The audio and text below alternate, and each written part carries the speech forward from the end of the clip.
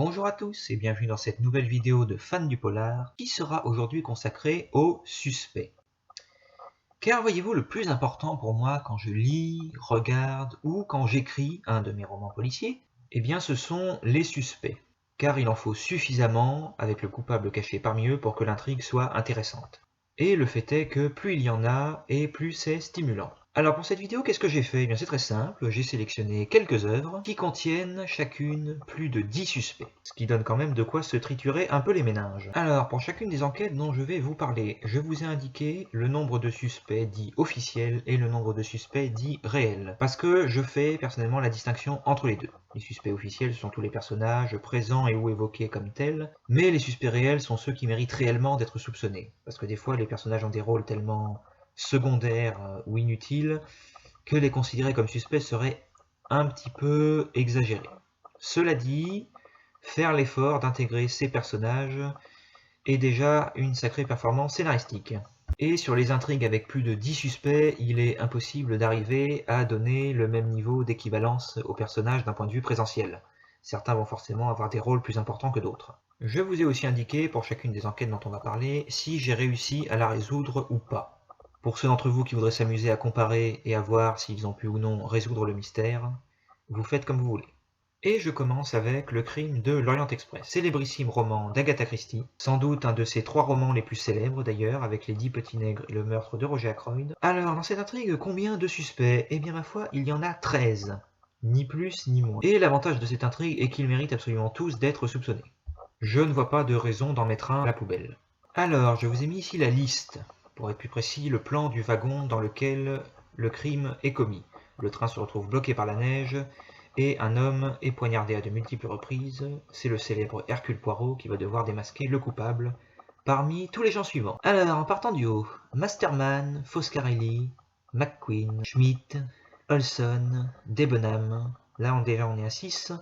Vous éliminez Hercule Poirot et Samuel Ratchet, qui sont respectivement l'enquêteur et la victime, et on continue au niveau des suspects avec Hubbard, Andreni, le comte et la comtesse, la princesse Dragomirov, le colonel Arbuthnot, Hardman, et vous rajoutez en bas à gauche le siège du conducteur, dont le nom n'est pas indiqué mais qui s'appelle Pierre Michel, et qui fait également partie des suspects. Un petit mot sur le film adapté de ce roman.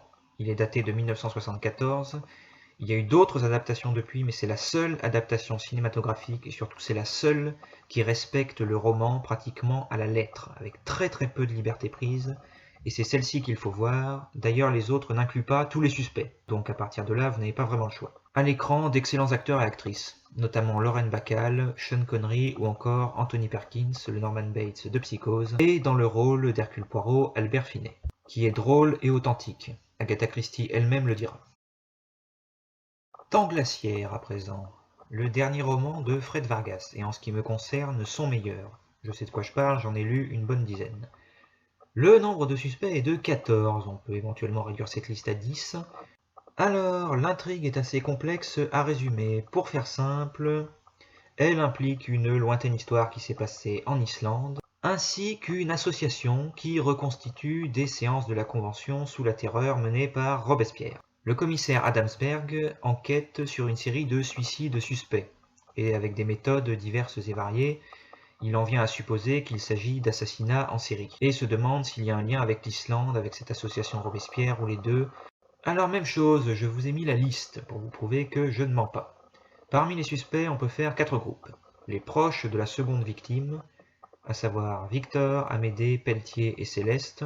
Je vous en dis pas plus, vous verrez en lisant le roman. Ensuite, les dirigeants de l'association Robespierre, le directeur François Château et ses 2 comparses, trésoriers, etc., le blond et le brun. Viennent ensuite des descendants de guillotinés, qui s'amusent à faire partie de l'association, notamment Danton, Samson et Desmoulins. Alors pour info, Danton et Desmoulins ont été guillotinés, Samson était le bourreau. Et pour finir, un groupe dit des infiltrés. Là, il s'agit d'un groupe de personnes dont on connaîtra les identités, mais je ne vous les donne pas tout de suite. Au début, on a seulement leur sexe, leur âge, quelques descriptions physiques, et ça vient par la suite. Donc au total, 4, 3, 3 et 4, un total de 14 suspects possibles. Ce qui va rendre Adamsberg assez colérique et blasé, parce que comme il le dit lui-même, 14 suspects, c'est trop. Et avec le bon feeling et un brin de logique, on arrive à s'orienter dans la bonne direction et à trouver qui est le coupable. On continue avec Mort sur le Nil, un de mes premiers d'Agatha Christie quand j'étais jeune, que j'ai adoré. Un total de 16 suspects, en tout cas 16 personnages susceptibles d'être soupçonnés, même si on peut réduire cette liste de moitié avec un peu de logique. Cela dit, ça ne rend pas l'enquête plus facile à résoudre pour autant. Pour la liste de suspects, j'ai pu me simplifier la vie puisqu'elle est donnée noir sur blanc dans le roman. Le Major Race, qui enquête aux côtés d'Hercule Poirot sur l'assassinat d'une riche héritière à bord d'un bateau de croisière sur le Nil, dresse 2 listes de suspects, avec d'un côté ceux qui ont clairement déjà été mis en cause, à cause de divers mobiles et témoignages, et de l'autre côté ceux qui, même s'ils n'ont pas d'alibi, sont a priori des innocents présumés, puisqu'on ne trouve pas vraiment de connexion entre eux et le crime.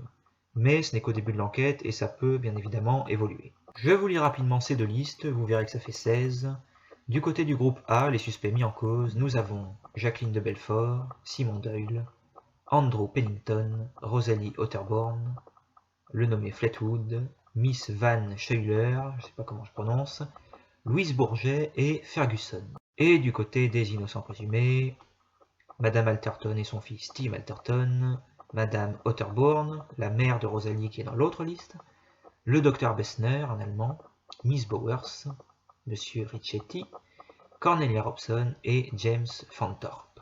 Bonne chance à vous pour trouver qui a fait le coup. Car si certains personnages peuvent s'éliminer sans problème, pour les autres ça devient à s'arracher les cheveux. Pour ceux qui ne voudraient pas lire le roman, mais regarder une adaptation, je vous mets en garde. Il en existe 2. La première de 1978 avec Peter Ustinov, une adaptation cinématographique.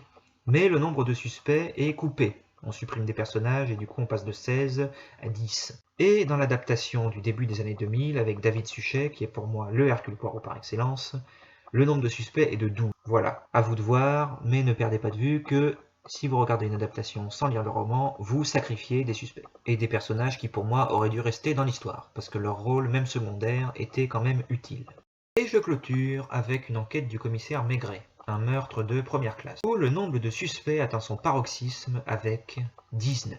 Même en faisant des regroupements, on arrive quand même à 19. Alors cette fois, pour changer, je vous ai fait la liste visuelle.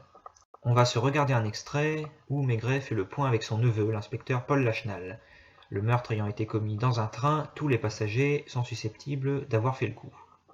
Mais ils sont nombreux et en plus de ça, la victime est anonyme. On n'a pas la moindre idée de qui c'est ni de pourquoi on aurait voulu le tuer. Je vous laisse regarder ça et on se retrouve tout de suite après pour le générique. Monsieur le consul. Arnaud de la Guillaudière, mon secrétaire. Inspecteur Paul... Lachenal. Paul Lachenal. Je suis navré d'insister, monsieur le consul, mais la règle doit être la même pour tout le monde. Mais justement pas. Il y a des priorités. 14h30, ministère des Affaires étrangères. 16h, la chancellerie. Et 17h15, Matignon. Ça vous dit quelque chose? Compartiment 5, André Bonvoisin, commissaire-priseur, plus 2 acheteurs de bestiaux, les frères Pelchat. Compartiment 2. Le plâtré et son infirmière, Guillaume Collet, Jacqueline Doreau. Compartiment 3. Les 4 dentistes allemands. Compartiment 6 et 7. Éric d'Orléac, la vieille, les Tchèques et la famille Schuster. Compartiment 4. Celui du mort. Prud'homme, il a été rayé d'entrée. Albert Dutoit. Rien ne l'accuse. Père de famille, PDG d'une biscuiterie, un tantinet infidèle à l'occasion. Non, que du banal. Presque trop. Donc, un suspect idéal. La belle Léna. Il nous reste la petite Frankel.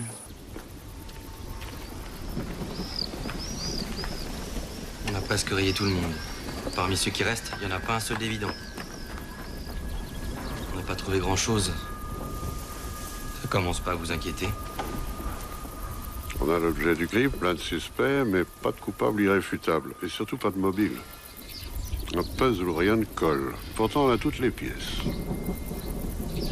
C'est souvent comme ça dans une enquête. Jusqu'au dernier moment. Tu le vérifieras tout au long de ta carrière. Voilà, cette vidéo touche à sa fin. Je rappelle, comme d'habitude, pour ceux que ça intéresserait, que je suis auteur de romans policiers chez Chemin Vert Édition. Vous pouvez me suivre sur les réseaux sociaux. N'hésitez pas à vous abonner à la chaîne YouTube, à laisser des commentaires ou à m'envoyer des messages privés. Je vous répondrai et j'en tiendrai compte. Comme d'habitude, on se sépare pour un petit mois et on se retrouve pour une nouvelle vidéo de Fans du Polar. A très bientôt!